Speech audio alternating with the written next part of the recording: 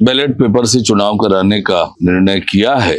Ballot paper से चुनाव होगा, इसकी तैयारी चुनाव आयोग कर रही है। पंचायत और नगरीय निकाय चुनावों को लेकर हमारी सरकार ने लगातार बहुत पहले से तैयारियां प्रारंभ की थी। जैसे आप सबको पता है कि बहुत सारी चीजें इस बार नई हुई है। माननीय सर्वोच्च न्यायालय के निर्देश के पालन में आरक्षण की सारी पद्धति चेंज हुई है। आयोग बनाया, आयोग की रिपोर्ट आई और उस आधार पर आरक्षण होना है। उसी तरह से निकायों में अध्यक्ष और महापौर के चुनाव प्रत्यक्ष प्रणाली से करने का निर्णय हुआ है। और इस बीच नई निकायें बनी हैं, नए नगर पंचायत, नगर पंचायतों को नगर पालिका में अपग्रेड किया है। इन सबके तैयारियों में थोड़ा समय की आवश्यकता थी और इसलिए आरक्षण की प्रक्रिया अब नगरीय निकायों के अध्यक्ष और महापौर के लिए 7 तारीख निर्धारित की है। पर सरकार जल्द से जल्द चुनाव कराने के लिए प्रतिबद्ध है। जैसे ही आरक्षण की प्रक्रिया समाप्त होगी, उसकी सूचना चुनाव आयोग को भेजी जाएगी और चुनाव आयोग जो है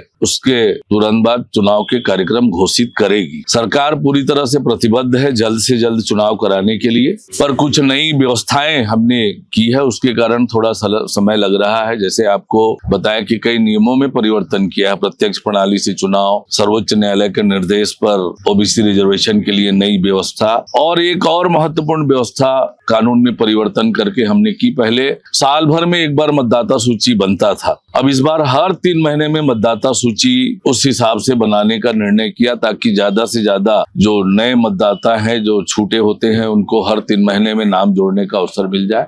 इन सब के कारण थोड़ा समय लगा है, पर सरकार जल्द से जल्द चुनाव कराने की तैयारी में है और इस हिसाब से तेज गति से हम चुनाव की प्रक्रिया में आगे बढ़ रहे हैं। हमारी सरकार की नीयत पूरी तरह से स्पष्ट है, जल्द से जल्द नगरीय निकाय और पंचायत के चुनाव कराना चाह रहे हैं।